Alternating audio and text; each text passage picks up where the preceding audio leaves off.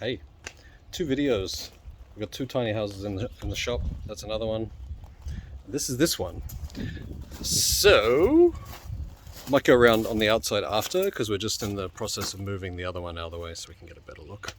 This one's against our barn here because it's finished, so whatever. Maybe I'll show you a little bit of the outside. Got this cool blue door and some blue siding that wraps around to the back, then it's black. But this is basically the entrance here. We've got this edge strip here, and then here as it transitions to the gooseneck. And so the idea is that we can have where's the camera? We can have a roof come off the top here. This one's heading over to Vancouver Island, so we need to have some protection from the entrance. And inside you'll see there's a fireplace, so somewhere to store firewood. Under the gooseneck's always a great place to do that, but having a little wet room, mud room is nice too. This one's 10 foot wide by 32 feet long. It's a gooseneck trailer, and yeah, I'm really loving how this one turned out. I'm going to flip the camera around. Okay, open up the field of view a little. So we come in the front entrance here, and we're greeted by a nice fireplace. We've got this is the gooseneck light for the outside. A big solid drawer here for firewood, maybe shoes underneath. Got storage here in the stairs, more shoes, etc. Of course, we've got the fire extinguisher user manual, like we do for all our tiny houses, thanks to our friend Rob, puts them together for us. This is tons of extra bench space in here. He's even got one extra one in the bedroom here, there, just to make this kitchen maybe a little bit more user-friendly, bigger. We've got these beautiful lights, which the owner picked out. We've got some under-counter lighting here. They're actually on the 12-volt system. So we've got this sort of off-grid situation. If there's panels connected, be able to see how much voltage is coming from the panels. And it's a nice little detail. If the power goes out for some reason, you've got fireplace, you've got some lighting, and you can charge up your cell phones and maybe put in one of these inverters if you want your laptop going. So just building in some redundancy. I guess while I'm talking about redundancy, I could talk about the heating systems. We do have the fireplace, which is great. We've also got a mini split up there, which does do heating. It doesn't do the best heating in the middle of winter in Canada. Super nice to have an air conditioner, but it will act as a heat source, electric, obviously. We have other electric heaters as well. We've got one here in the bathroom. We've got one of these baseboard kick plinth heaters, whatever you want to call it. We also have another heater in the bedroom, which is, again, there's a little desk space there which can come up and keep your feet warm. I guess if you've got a fireplace, I mean, it's beautiful, and if you've got an abundance of wood around, awesome. But you do have to feed it all night, so it's nice just to turn on some electric if you have it. If your electric goes out, you have that, blah, blah, blah. The only other heating system you could add to this is propane, but the client here did not want propane, and that seems to be becoming more and more common, for sure. Tons of storage,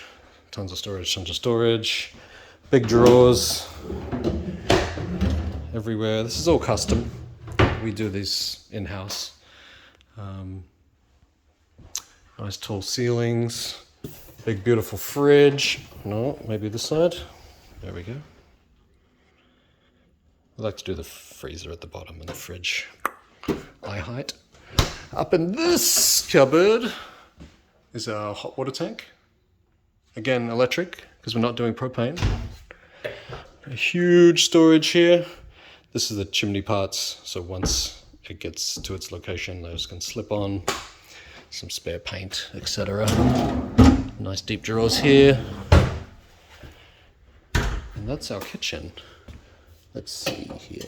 I guess the breakers are off on that one. But yeah, all our lights are dimming, obviously.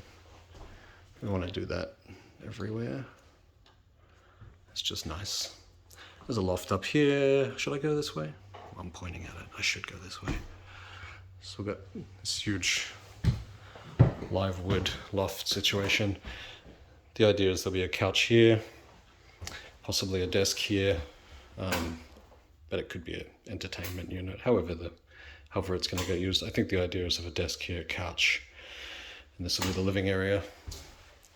The loft here, it goes quite a ways back from the window, so we just kept the window forward so that if there's going to be a bed here, a single bed can be there, and then you're still looking out the window and getting some ventilation. We've just gone with this lightweight ladder because it's easy. It doesn't take up the space of actual stairs, and because it's a guest loft, then that's fine. We'll get the grab bars to get up there, etc.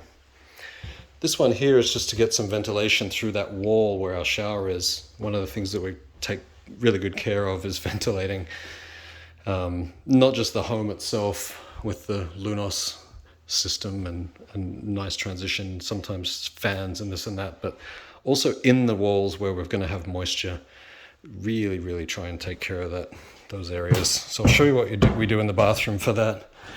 How does this thing work? Pocket door. It's a really low toxicity, high-end membrane tiny house. So toilets here, sink, everything's been tested, mirror. Got a bathroom fan, of course you've got to have a bathroom fan. And the other thing we do in the bathrooms here is we've got a one piece.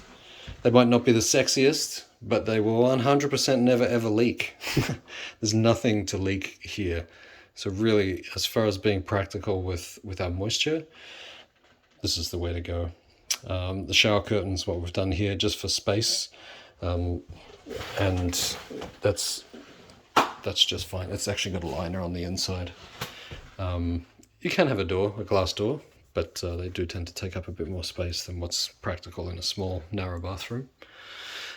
The main thing that we do in the bathrooms or in the showers specifically is we just get some sheet metal bent up around the corners. This stall has a lip at the top, so that this comes up and then it's got a lip, and then our sheet metal's over the top of that lip.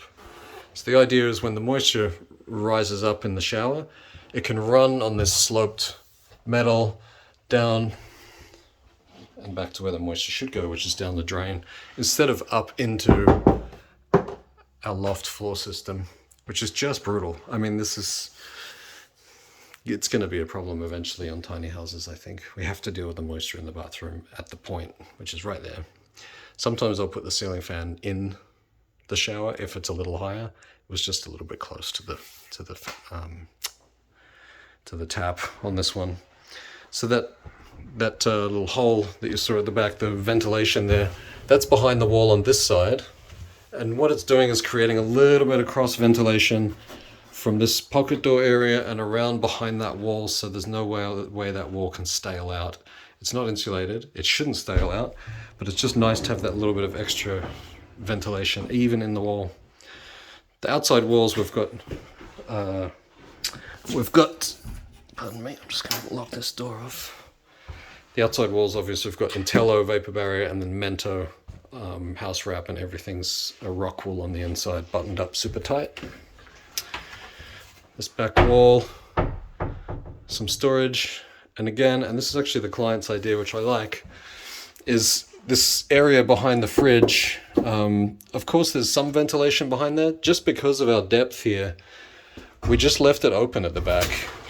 So we've got these pull-out drawers, and they fit into that space behind the fridge.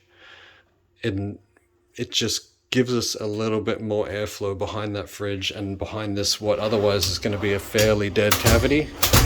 So we don't have anywhere for moisture to be trapped or stale air to be trapped, etc., etc.